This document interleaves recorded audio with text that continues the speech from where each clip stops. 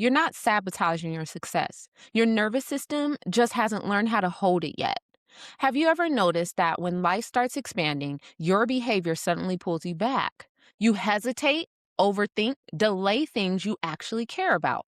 And it doesn't make any sense because this is actually what you want. That's not random, and it's not a discipline issue. Because when your nervous system perceives growth, success, or visibility as a threat, it can trigger self sabotage patterns that pull you back to what feels familiar. In this video, we're going to break down how your nervous system drives self sabotage, focusing on three common patterns so that you can understand why they happen and how to start shifting them. Most people explain self sabotage in psychological terms like lacking confidence, fearing failure, or needing more discipline. But there's another layer, maybe an invisible one, that most people aren't looking at. Your nervous system is always scanning your environment, trying to determine what feels safe and what does not. And when I say safe, I don't just mean physical danger. Safety for your nervous system means what's familiar, what it knows how to handle, and what it has experience with. So it's not asking, is this good for me? It's asking, have I been here before and did I survive it? And here's the key point. Your nervous system defines safety based on what's familiar, not what is beneficial, which means growth itself can sometimes feel unsafe, not because success is negative, but because your body hasn't experienced it enough yet to recognize it as safe. And we'll come back to why success can feel unsafe because that's where this pattern really starts to make sense. So we'll talk about that later. First, let's look at how this pattern usually begins.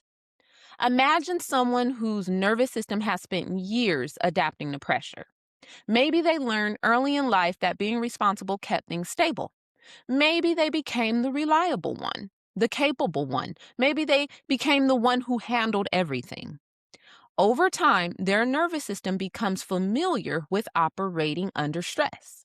That level of activation becomes their baseline. Now, imagine life begins expanding. They receive more visibility, they receive more opportunity, and more responsibility overall. Even positive growth increases the amount of stimulation that your nervous system must process. So, if that level of stimulation exceeds what the body knows how to regulate, the nervous system reacts. It reacts by attempting to restore balance, sometimes by slowing things down, avoiding risk, or creating distance from the expansion. That's when self sabotage behavior begins to appear. Self sabotage behaviors rarely appear in obvious ways. Instead, it shows up in subtle behavioral patterns. Let's talk about a few common ones. One of the most common ways this shows up is procrastination. And it's confusing because you know what needs to be done. You might even feel excited about the goal. But the moment that it actually is time to move, something in you resists. You put it off, you find something else to do, or you suddenly just feel tired or overwhelmed out of nowhere. Now, from the outside, it can look like a lack of self discipline. But what's often happening underneath this is your nervous system is trying to reduce stimulation because taking action towards something bigger usually means more visibility, more pressure, more responsibility. And so if your body doesn't feel ready to hold that yet, naturally it will slow you down. Not to sabotage you, but to protect you. That's the part most people don't realize. Pattern number 2, another way this shows up is through overthinking. And again, it's confusing because it feels like you're trying to be responsible, like you're trying to make the right decision.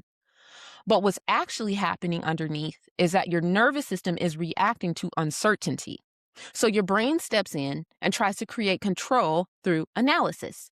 You start running through every possible outcome. What if this fails? What if I make the wrong choice? What if something goes wrong? It can start to feel like you're being thoughtful or strategic. But underneath that, your nervous system is trying to predict and prevent potential threats before they happen. It's trying to keep you safe. Again, it's doing its job. The problem is, instead of creating clarity, it keeps you stuck. Because the more you analyze, the harder it becomes to move. Pattern 3.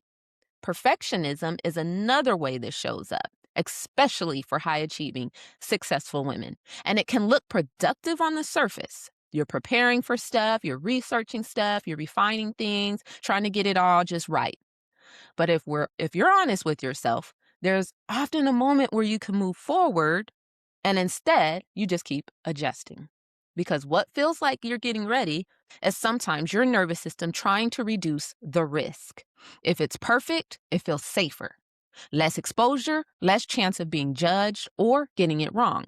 So the goal isn't actually perfection, it's safety. And that's why perfectionism can quietly delay the very progress that you're trying to make. Okay, so here's the part most people never explain. Your nervous system isn't designed to maximize success. It's designed to maintain safety and stability.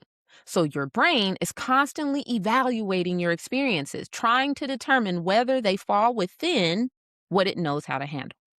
Psychologists often refer to this as your window of tolerance. When you're inside that window, you feel more regulated. You can think clearly, you can take action, and move through challenges without being overwhelmed. But when something pushes you outside of that window, even if it is something that you logically want, your nervous system shifts into survival responses: fight, flight, freeze, fawn. And those responses aren't necessarily bad. They're just simply your body's way of trying to bring you back to what feels manageable, so your system doesn't become overloaded. The challenge is that they can start influencing your behavior in ways that look like self-sabotage, just like the patterns that we talked about earlier. And this is where things start to get really interesting because success itself can activate your nervous system. More opportunity means more stimulation. Just like that next level opportunity you've been working towards that finally opening up. More visibility means more exposure. Just like that business that you're building that is now requiring you to show up online, be seen, and actually step into being the face of it. Or more responsibility means more pressure.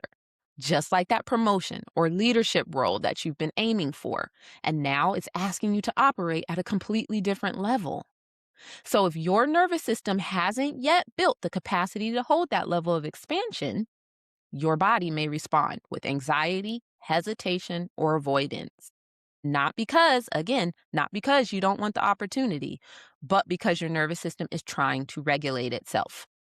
The solution to self-sabotage isn't pushing harder. It's actually expanding your nervous system capacity, or what I call your capacity ceiling, which your capacity ceiling is your body's ability to experience more. It's like more stimulation, more responsibility, more visibility, more growth without actually becoming overwhelmed. So that's what your capacity ceiling is. And that doesn't happen through force, by the way. It happens through regulation. Because your nervous system learns through experience. Small moments where your body feels safe and nothing goes wrong. Moments where you take action and then actually allow yourself to come back down instead of staying in constant pressure. Moments where you stretch slightly beyond your comfort zone, but not so far that your system goes into overwhelm. That's how your capacity ceiling expands. It's not about jumping from where you are to your biggest goal overnight. It's about gradually increasing what your body knows how to hold.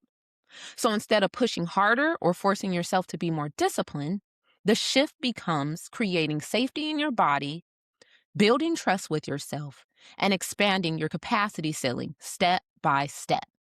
And if you're realizing that this is the piece that's been missing for you, I created a free guide that walks you through simple, practical ways to start calming your nervous system and raising your capacity ceiling. It breaks down what's happening internally and gives you small shifts you can start using right away. You can download it below. And over time, something really powerful starts to happen. The same situations that used to trigger procrastination, overthinking, or perfectionism start to feel more neutral because your nervous system no longer sees them as a threat. It starts to recognize them as safe. And that's when self-sabotage begins to fade naturally, not because you forced yourself to change, but because your body no longer needs to protect you from the very life you're trying to build. And here's the deeper insight. Self-sabotage is rarely about lacking motivation. Most high achieving and successful women already have strong drive and ambition. The real question is whether your nervous system has learned how to hold the life that you're trying to build. Because growth requires more than effort, it requires capacity. And once your nervous system expands that capacity, something powerful happens. The behaviors that once looked like sabotage begins disappearing. Not because you're forcing them to change, but because your body no longer experiences growth as threat. And this is incredibly important to understand. If you've ever struggled with self sabotage, there is nothing wrong with you. Your nervous system simply adapted to experiences that shaped your current tolerance range. Those adaptations help you cope, but they don't have to define your future. Your nervous system is capable of learning new patterns, patterns of safety, patterns of regulation, patterns that allow expansion to feel stable instead of overwhelming. When your nervous system becomes more regulated, growth starts feeling very different. Opportunities no longer trigger anxiety. Responsibilities feel manageable. You can move toward your goal without feeling like you're constantly fighting yourself. Success becomes something your body can actually hold. And that's when real momentum begins. Not because you're pushing harder, but because your nervous system finally supports the life you're building. If this conversation resonates with you, again, I created the free guide that walks you through practical strategies that help your nervous system build healing from survival patterns.